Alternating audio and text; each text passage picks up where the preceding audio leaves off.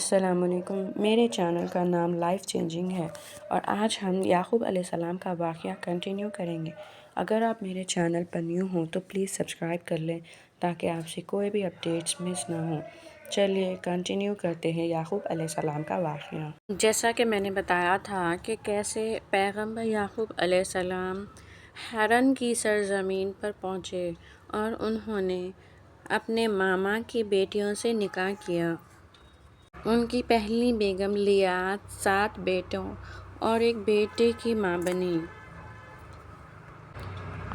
لیکن ان کے دوسرے بیگم جنہیں پیغمبر بہت چاہتے تھے وہ اداس تھے کیونکہ ان کے کوئی بیٹا نہیں تھا۔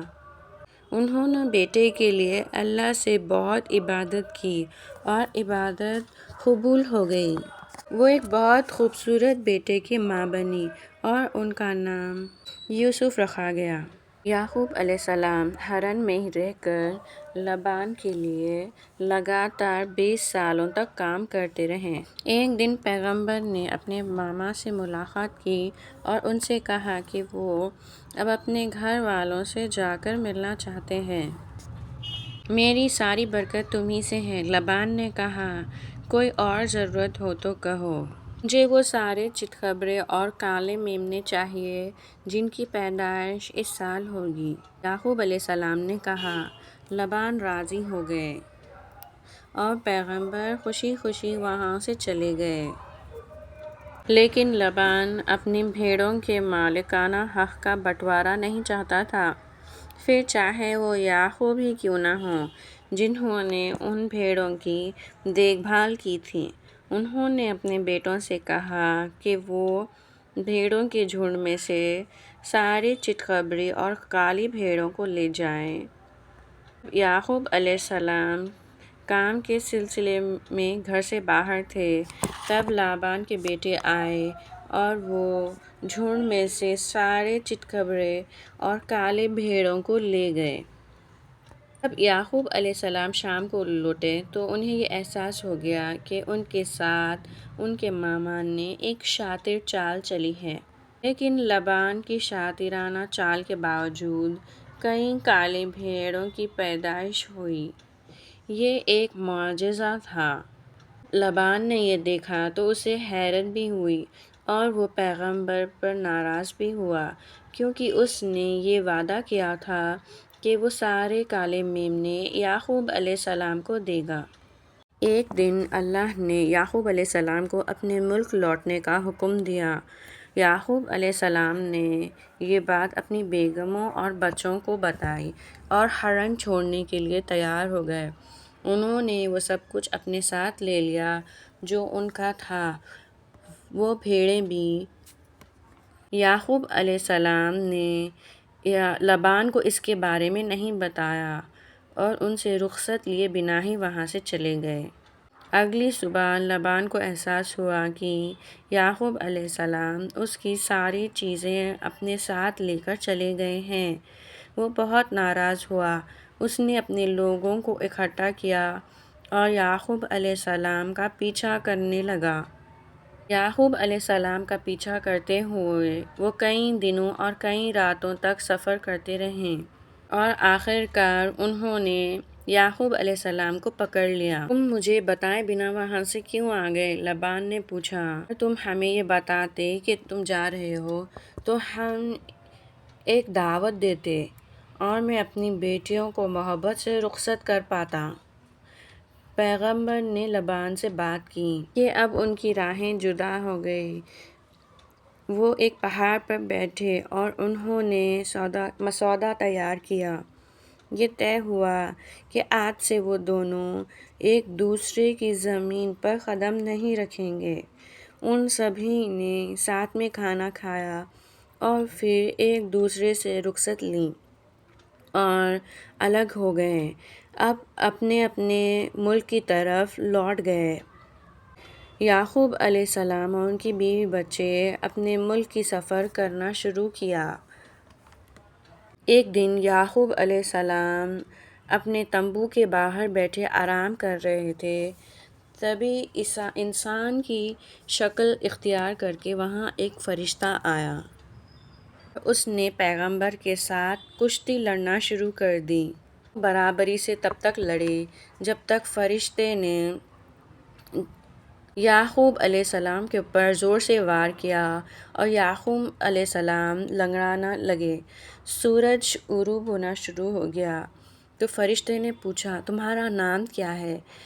یعقوب علیہ السلام نے بولا، آج سے تمہیں اسرائیل کے نام سے جانا جائے گا۔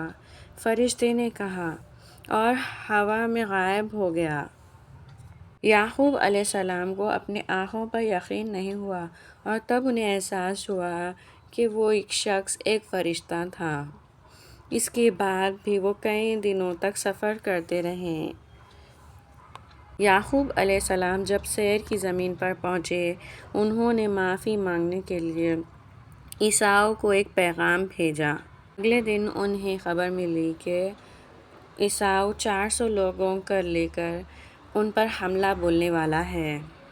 عیسیٰ ان کا بھائی تھا۔ پیغمبر بہت ڈر گئے، لہٰذا وہ اللہ سبحانہ وتعالیٰ سے مدد مانگنے لگے اور یعقوب علیہ السلام نے اپنے بھائی کے لیے ایک خوشنما تحفے کا انتظام کیا۔ انہوں نے اپنے نوکروں سے 200 بکریاں، 200 بھیڑ، 30 اونٹ اور کئی سارے جانور اپنے ساتھ لے جانے کو کہا۔ انہوں نے ان سے ان کے بھائی کے پاس جانے کو کہا اور بولے، جب تم میرے بھائی سے ملو گے تو وہ تم سے تمہارے بارے میں پوچھے گا اور تم کہنا کہ ہم آپ کے نوکر یعقوب کے نوکر ہیں اور تحفے کے طور پر یہ جانور ان کے مالک عیسیٰ تک پہنچانے آئے ہیں۔ نوکروں نے ویسے ہی کیا جیسا انہیں کہا گیا تھا۔ 2 دن بعد پیغمبر اپنے ملک کی جانب سفر پر بڑھے۔ عیسیٰ اپنے لوگوں کے ساتھ آ ہی رہا تھا کہ تبھی یعقوب علیہ السلام کے نوکر اس سے ملے۔ جب اس نے یہ نوکروں سے معلوم ہوا کہ یہ جانور اس کے بھائی کی طرف سے اس کے لیے تحفہ ہے تو وہ بہت خوش ہوا۔ جب پیغمبر نے اپنے بھائی کو آتے دیکھا تو انہوں نے سلام کر اس کا استقبال کیا۔ یہ دیکھ کر عیسیٰ کا دل پگھل گیا۔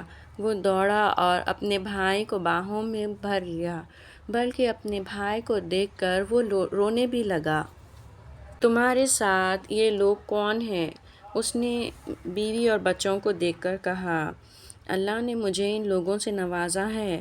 یعقوب علیہ السلام نے کہا، لیا، راحیل، بچوں اور نوکروں نے عزت کی نشانی کے طور پر عیسیٰ کو سلام پیش کیا۔ عیسیٰ نے پہلے تحفے لینے سے انکار کر دیا، لیکن یعقوب علیہ السلام کے اصرار کرنے پر انہیں وہ تحفے قبول کرنے پڑے۔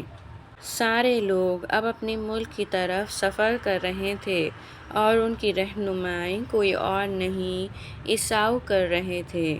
واپسی کے راستے پر یعقوب علیہ السلام نے یروشلم میں پڑاؤ ڈالا، جہاں پیغمبر نے برسوں پہلے ایک پتھر پر تیل اڑیلا تھا۔ جیسے کہ انہوں نے قسم کھائی تھی، وہاں انہوں نے ایک مسجد تعمیر کی۔ پھر یعقوب علیہ السلام آگے بڑھے اور اپنے والد اسحاق علیہ السلام سے ملے۔ بہت لمبے وقت کے بعد اپنے بیٹے کو دیکھ کر بزرگ پیغمبر بہت خوش ہوئے۔ کچھ وقت بعد پیغمبر اسحاق علیہ السلام کا انتقال ہو گیا اور تب ان کی عمر 180 سال تھی اور انہیں ان کے دادا ابراہیم علیہ السلام کے بغل میں سپرد خاک کیا گیا۔ یعقوب علیہ السلام نے کل 12 بیٹے تھے اور یوسف علیہ السلام ان میں سے ایک تھے۔